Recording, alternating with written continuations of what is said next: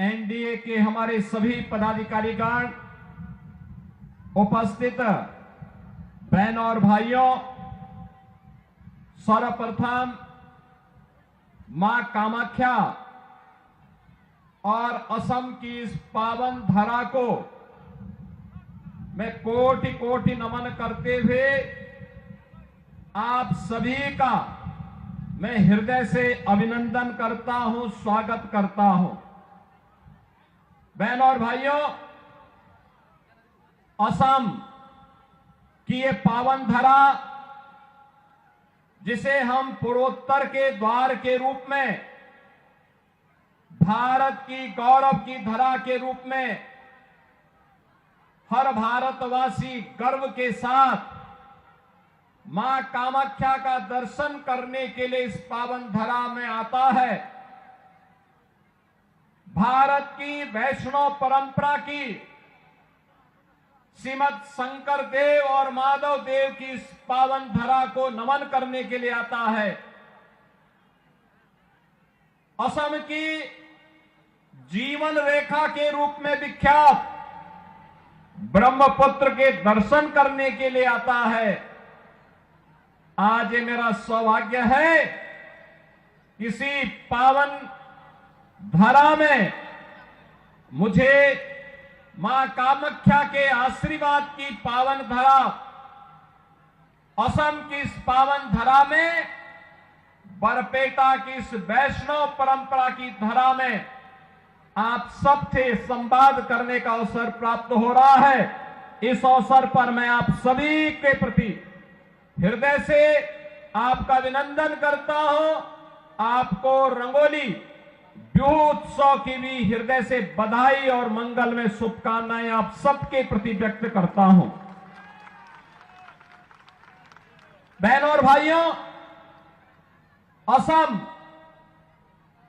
की अपनी गौरवशाली परंपरा रही है।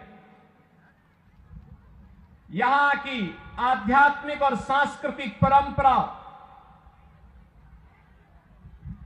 यहां की समृद्ध परंपरा, जहां एक भारत श्रेष्ठ भारत के निर्माण में महती भूमिका का निर्वहन की है, वहीं यहां की वैष्णव परंपरा में श्रीमंत शंकर देव और माधव देव की इस पावन धरा ने उसे एक नई ऊंचाई के साथ एकता, भक्ति और मानवता का संदेश की भूमि के रूप में भी परिवर्तित किया है। बहनों और भाइयों, यहां का काजीरंगा, यहां का नेशनल पार्क, ये दुनिया के अंदर राइनो के साथ साथ अपनी जैव विविधता के लिए भी जग विख्यात रहा है। और कौन नहीं जानता है, अहोम राजवंश ने इसी पावन धरा में विदेशी आक्रांताओं के छक्के छुड़ा करके अहोम की इस समृद्ध संस्कृति को एक नई ऊंचाइयों तक ले जा करके भारत की रक्षा करने में अपना योगदान दिया था। और उस समय अहोम राजवंश के महान नायक लचित बोरफुकन की अदम्य साहस, उनका शौर्य और पराक्रम हर भारतीय युवा के लिए सदैव एक प्रेरणा रही है। आज उसी असम की पावन धरा में, जिस पावन धरा ने अपनी मेहनत से, अपने परिश्रम और पुरुषार्थ से चाय के बगान की, चाय की चुस्की को दुनिया तक पहुंचाने का काम किया है, आज वह चाय अपने साथ डबल इंजन सरकार की मेहनत का परिणाम, आदरणीय प्रधानमंत्री जी की प्रेरणा से चाय के साथ साथ चिप के उत्पादन की केंद्र भूमि भी बन रही है। आज उसी पावन धरा को, जिस पावन धरा ने सांस्कृतिक और संगीत की कला के एक महानायक के रूप में भूपेन हजारिका को जन्म दिया, ये वही धरा है। और भूपेन हजारिका की उस प्रतिभा को सम्मान देने का काम अगर किसी ने किया है, एनडीए की सरकार ने प्रधानमंत्री मोदी जी के नेतृत्व में किया है, जब उन्हें 2019 में भारत रत्न का सम्मान देकर के भारत ने अपने आप को सम्मानित किया था। बहनों और भाइयों, असम की इस परंपरा को गोपीनाथ बोरदोलाई को सरदार अटल बिहारी वाजपेयी जी की सरकार ने 1999 में भारत का सर्वोच्च नागरिक सम्मान भारत रत्न देकर के सम्मानित करने का काम किया। एक तरफ एनडीए की भारतीय जनता पार्टी नेतृत्व की सरकार, जिसने भारत की संस्कृति को, भारत की परंपरा को, भारत की विरासत को सदैव आगे बढ़ाने का काम किया। एक तरफ एनडीए की भारतीय जनता पार्टी नेतृत्व की सरकार जो सुरक्षा भी दे रही है, सुशासन का लक्ष्य भी प्राप्त कर रही है और सेवा के माध्यम से बिना भेदभाव के शासन की योजना का लाभ हर गांव, हर गरीब, हर किसान, हर नौजवान और हर महिला तक पहुंचाने का काम कर रही है। एक और ये एनडीए की डबल इंजन की सरकार 10 वर्ष के अंदर असम की कायाकल्प को करने के लिए प्रतिबद्ध दिखाई दी। वहीं दूसरी ओर कांग्रेस नेतृत्व की सरकारों ने 60 वर्ष तक असम के अंदर अराजकता को, दंगों को, कर्फ्यू को, घुसपैठ को, अराजकता को बढ़ावा देकर के यहां की सुरक्षा में सेंध लगाने का काम किया, यहां की विरासत को अपमानित करने का काम किया। कांग्रेस की सरकार होती थी, भारत रत्न तब केवल एक खानदान के लोगों को प्राप्त होता था। तब यहां की संस्कृति और संगीत की पहचान भूपेन हजारिका को भारत रत्न कांग्रेस ने नहीं दिया। याद करिए, तब मां कामाख्या का कॉरिडोर बनाने की याद उनको नहीं आई। तब काजीरंगा नेशनल पार्क में यहां के राइनो को, जो विश्वविख्यात राइनो है, उसका संरक्षण हो, इसकी याद कांग्रेस को नहीं आई।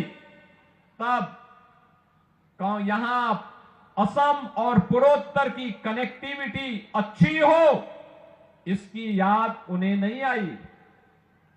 बहनों और भाइयों, प्रधानमंत्री मोदी जी के नेतृत्व में ये डबल इंजन सरकार की ताकत है। आज पूर्वोत्तर के राज्यों में बेहतरीन कनेक्टिविटी है, रोड की कनेक्टिविटी, रेलवे की कनेक्टिविटी,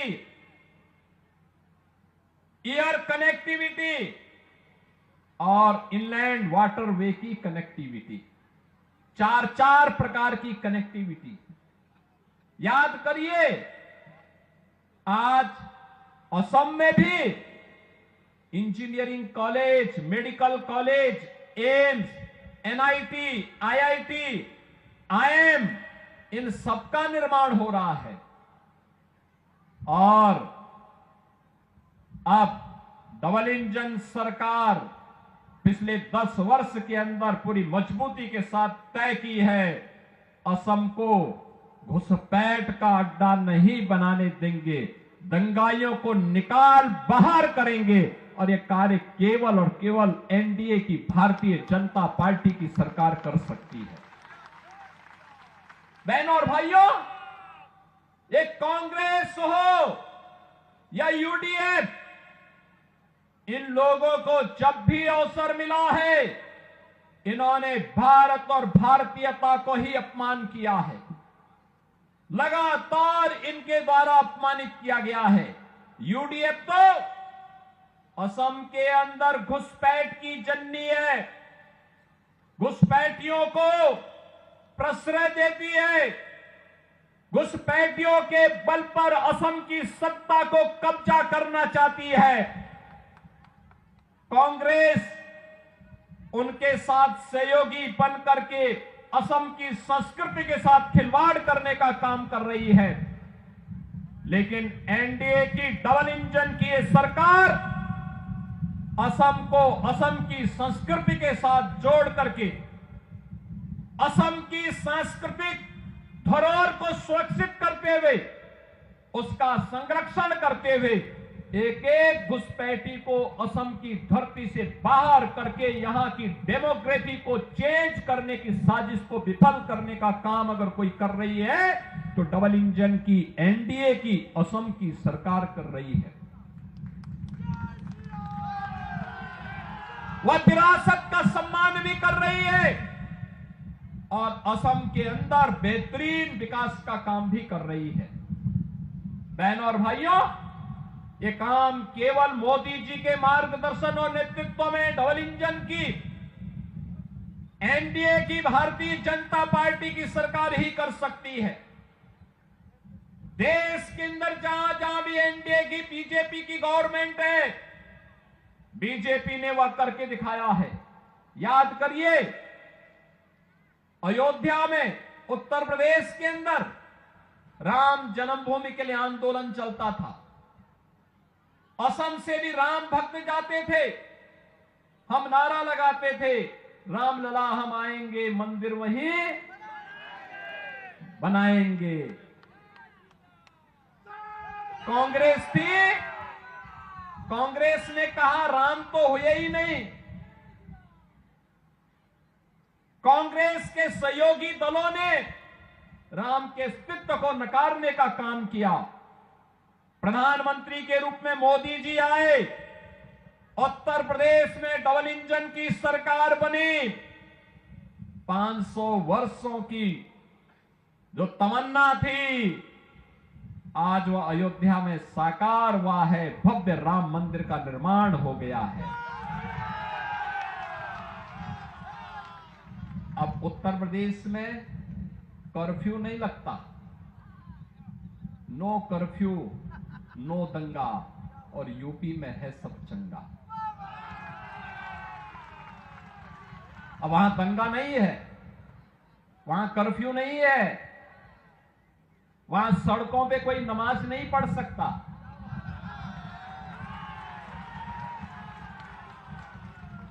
वहां पर अब किसी भी धर्मस्थल से चिल्लाने की आवाज नहीं आती है।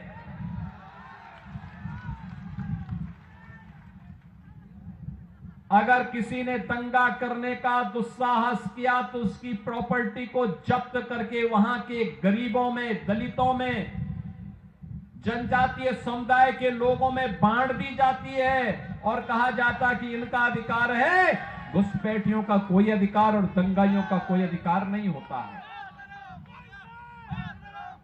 बहनों और भाइयों, ये कांग्रेस हो या यूडीएफ, इन्होंने असम की संस्कृति के साथ खिलवाड़ किया। घुसपैठियों को यहां घुसा करके यहां की डेमोग्राफी को चेंज करने का प्रयास किया। आपके हक पर डकैती डालने का काम किया। असम के लोगों के राशन पर, उनके मकान पर, उनकी जमीन पर जबरन कब्जा करने का प्रयास किया। और एनडीए की ये डबल इंजन की सरकार प्रधानमंत्री मोदी जी के नेतृत्व में एक और विरासत के रूप में मां कामाख्या कॉरिडोर के निर्माण के कार्यक्रम को आगे बढ़ा रही है। एक और विरासत और विकास के कार्यक्रम को आगे बढ़ाने के लिए श्री हेमंत बिस्वा शर्मा जी के नेतृत्व में असम के अंदर एनडीए की सरकार कार्य कर रही है। मां कामाख्या का कॉरिडोर का निर्माण का कार्य आगे बढ़ रहा है। एक एक घुसपैठी को चिन्हित करके उसे यहां से बाहर कराने की व्यवस्था भी हो रही है। और दूसरी ओर डेवलपमेंट के बड़े बड़े कार्य आज असम के अंदर भी देखने को मिल रहे हैं। असम के अंदर ये एनडीए का संकल्प है कि असम की धरती को लव जिहाद और लैंड जिहाद की धरती नहीं बनने देंगे। असम की धरती में घुसपैठ नहीं होने देंगे। असम की डेमोग्राफी को बदलने की कांग्रेस और यूडीएफ की साजिश को सफल नहीं होने देंगे। और इसको रोकने का काम केवल और केवल एनडीए की, बीजेपी की गवर्नमेंट ही कर सकती है। कांग्रेस और यूडीएफ नहीं कर सकती। और इसीलिए आज मैं आया हूं आपके पास। मैं उत्तर प्रदेश से विशेष रूप से आया हूं कहने के लिए। आज आप देख रहे होंगे उत्तर प्रदेश में पिछले 9 वर्ष से डबल इंजन की सरकार है और 9 वर्ष में एक भी दंगा यूपी में नहीं हुआ। एक भी दंगा नहीं। दंगा मुक्त, कर्फ्यू मुक्त, माफिया मुक्त, कोई माफिया नहीं। विकास कार्य धड़ल्ले से डबल इंजन की सरकार बुलेट स्पीड पर विकास के कार्यों को आगे बढ़ा रही है, तो गरीबों के कल्याण के कार्यक्रम को भी आगे बढ़ाने का काम कर रही है। हर एक गरीब को उज्ज्वला योजना का कनेक्शन हो, भरपूर बिजली उपलब्ध करवाने का कार्यक्रम हो, 5 लाख रुपए का प्रधानमंत्री आयुष्मान भारत की स्कीम का लाभ दिलाने का कार्यक्रम हो, युवाओं के लिए नौकरी और रोजगार की संभावनाओं को आगे बढ़ाने का कार्य हो, या गरीबों के लिए फ्री में राशन की सुविधा का लाभ देने का कार्यक्रम। चाय बागान में काम करने वाले श्रमिकों के लिए एक स्पेशल पैकेज देकर के सम्मानजनक रूप से उन्हें आगे बढ़ाने का कार्य, ये केवल और केवल बीजेपी और एनडीए की सरकार ही इसको कर सकती है। कांग्रेस और यूडीएफ के पास इस प्रकार का न विजन है, न कार्य करने की कार्य क्षमता। इन्हें तो तुष्टीकरण की नीति का पालन करके केवल भारत की सुरक्षा में सेंध लगाने का ये कार्य कर रहे हैं, और इन्हें सेंध लगाने की छूट नहीं देनी है।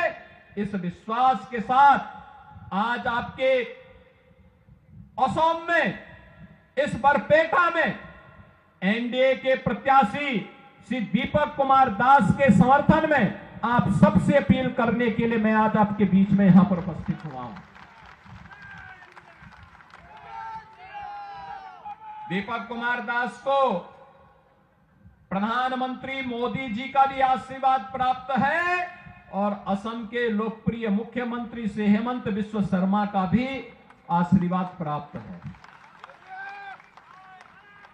आप सभी लोग असम में डबल इंजन सरकार बनाने के लिए श्री दीपक कुमार दास को समर्थन करके अपना एमएलए चुनने की तैयारी में है ना? है ना? घुसपैठियों को बाहर करना है ना?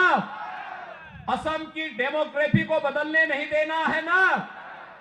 असम में भी विकास की प्रक्रिया के साथ डबल इंजन सरकार जैसे कार्य कर रही है, इसको और मजबूती के साथ आगे बढ़ाने के लिए आप सब बरपेटा भी तैयार है ना? और देखो, इलेक्शन के पहले ही कांग्रेस मैदान छोड़कर के भाग चुकी है ना? और यूडीएफ उसका भी लॉक बंद करके बंगाल की खाड़ी में फेंकने का समय आ गया है। तैयार है ना? सभी लोग तैयार हैं? एनडीए का प्रत्याशी श्री दीपक कुमार दास जीतेंगे, भारी बहुमत से जीतेंगे। एक एक वोट एनडीए प्रत्याशी के समर्थन में जाएगा ना? और यही अपील करने के लिए आज मैं आपके बीच में आया हूं। श्री दीपक कुमार दास को भारी बहुमत से विजयी बना करके असम को भारत के गौरव की धरती के रूप में स्थापित करने का काम आप सभी बरपेटा से जुड़े हुए बहन और भाइयों से यही विनती करने के लिए आज मैं यहां पर उपस्थित हुआ हूं। इस विश्वास के साथ मैं अपनी वाणी को देता हूं विराम। जय जय श्री राम, जय जय श्री राम।